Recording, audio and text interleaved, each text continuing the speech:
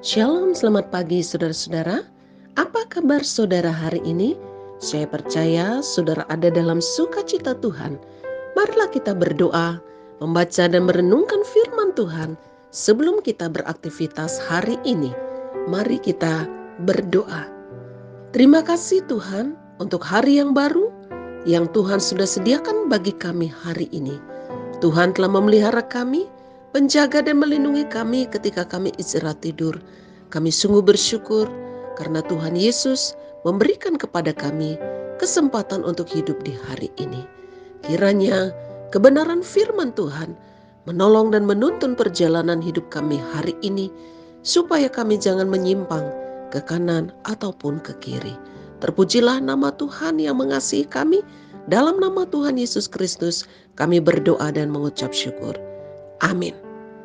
Saudara-saudara, pembacaan firman Tuhan pagi hari ini terambil dari Efesus pasal 4 ayat 26 dan 27. Marilah kita membaca bersama-sama. Apabila kamu menjadi marah, janganlah kamu berbuat dosa.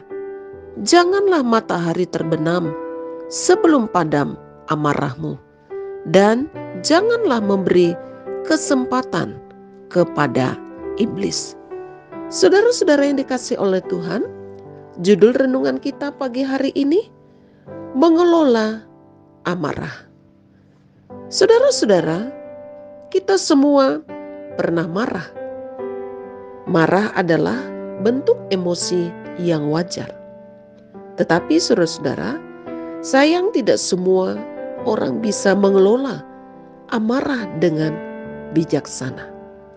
Saudaraku yang dikasihi oleh Tuhan, firman Tuhan mengatakan hari ini, jika kita marah, jangan sampai kita berbuat dosa.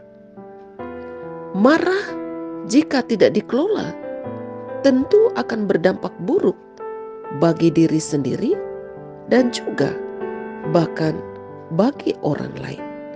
Saudaraku yang dikasihi oleh Tuhan, marah jika tidak dikelola dengan baik juga dapat memberi celah kepada iblis. Saudaraku yang dikasihi oleh Tuhan, jika kita marah, maka kita harus mampu mengelola kemarahan kita. Contohnya saudara-saudara, jika kita marah kepada anak-anak kita, katakanlah alasannya kenapa kita marah. Seperti yang pernah dilakukan oleh Tuhan Yesus di dalam Markus pasal 10 ayat yang ke-14. Ketika Tuhan Yesus marah, Tuhan Yesus mengatakan alasannya. Karena pada waktu itu murid-murid marah dan melarang anak-anak kecil datang kepada Yesus. Dan Yesus marah kepada mereka, kepada murid-murid, dan mengatakan alasannya bahwa anak-anak kecil inilah yang mempunyai kerajaan Allah. Jadi saudara-saudara, sangat penting kita mengelola amarah kita. Nah, bagaimana caranya mengelola amarah supaya kita tidak terjerat jatuh di dalam dosa karena amarah kita?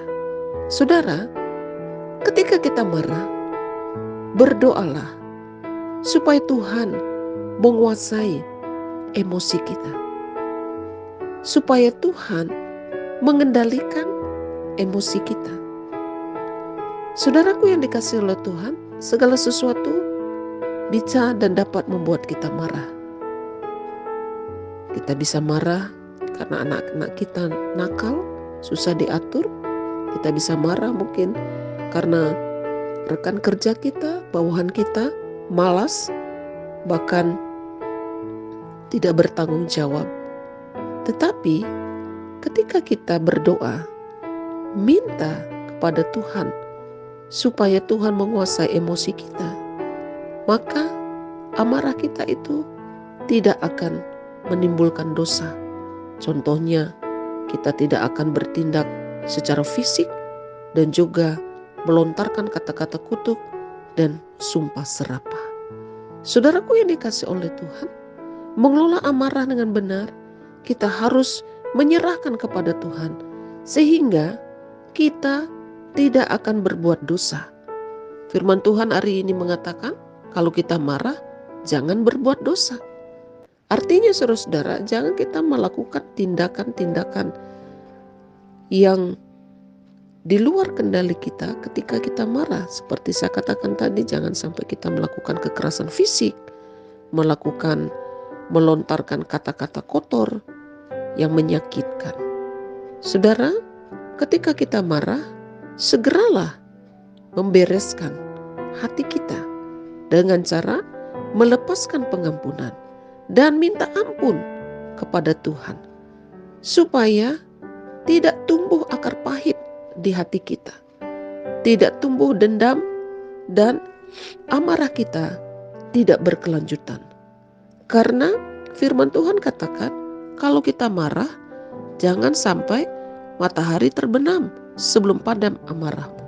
Artinya marah kita tidak boleh berkelanjutan, karena amarah yang dibiarkan dan dipendam maka akan memberi celah kepada iblis. Akhirnya kita akan jatuh dalam dosa, yaitu dosa dendam, sakit hati, atau kepahitan hati kita. Jadi mengelola amarah sangat penting, saudara-saudara. Mintalah kepada Tuhan untuk menguasai emosi kita ketika kita melihat hal-hal yang dapat memancing amarah kita.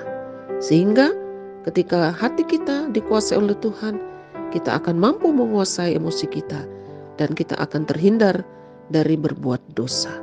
Jadi saudara-saudara, mari kita memiliki sikap hati yang bijaksana dalam mengelola amarah kita. Jangan sampai karena amarah kita akhirnya merugikan diri kita sendiri dan juga menyakiti hati orang lain. Jangan kita selalu melampiaskan amarah kita kepada orang lain. Marah itu wajar. Yang tidak wajar itu kalau kita selalu marah-marah dalam hidup ini. Kiranya Tuhan menolong kita menguasai kehidupan kita, khususnya emosi kita, supaya kita menjadi pribadi yang bijaksana ketika kita menghadapi sesuatu yang dapat memancing emosi dan kemarahan kita. Ingatlah saudara-saudara, apabila kita marah, janganlah sampai berbuat dosa. Janganlah matahari terbenam sebelum padam amarah kita. Dan janganlah kita memberi celah kepada iblis. Tuhan Yesus menolong kita melakukan firman-Nya. Amin. Mari kita berdoa. Terima kasih Tuhan untuk firman-Mu pagi hari ini. Tuhan Yesus, kami mengaku dalam hidup kami seringkali tidak bisa menahan emosi kami, amarah kami. Kami tidak mampu mengelola dengan bijaksana, sehingga seringkali dengan sikap dan tindakan amarah kami kadang-kadang menyakiti orang lain, orang-orang di sekitar kami. Tetapi hari ini Tuhan, firman-Mu telah mengingatkan kami. Kiranya Tuhan akan menguasai hati dan kehidupan kami, khususnya emosi kami. Tolonglah kami supaya ketika kami marah, kami tidak berbuat dosa, kami tidak mendendam, tetapi kami mohon ampun kepada Tuhan.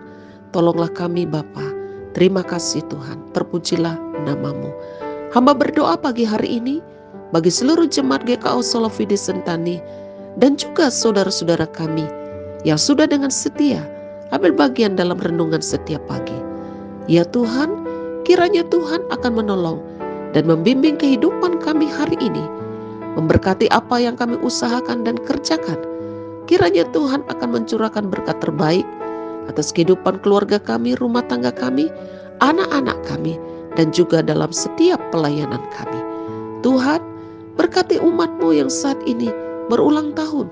Tuhan tambahkan panjang umur, damai sejahtera, dan sukacita. Kiranya Tuhan akan melawat umat-Mu yang sedang dalam keadaan sakit. Tuhan akan menyembuhkan mereka. Mereka yang sedang dalam pergumulan, Tuhan memberi kekuatan iman, supaya mereka menemukan kekuatan dan pengharapan di dalam Tuhan. Terima kasih Bapa di surga. Terpujilah nama Tuhan. Bimbing kehidupan kami hari ini. Kiranya kehidupan kami hari ini menyenangkan hati Tuhan. Di dalam nama Tuhan Yesus Kristus, kami berdoa dan mengucap syukur. Amin. Saudara-saudara, selamat beraktivitas, tetaplah semangat. Percayalah, Tuhan Yesus beserta dengan kita. Jika saudara diberkati oleh firman Tuhan pagi ini, bagikanlah kepada keluarga, saudara, sahabat, dan juga teman. Tuhan Yesus memberkati. Shalom.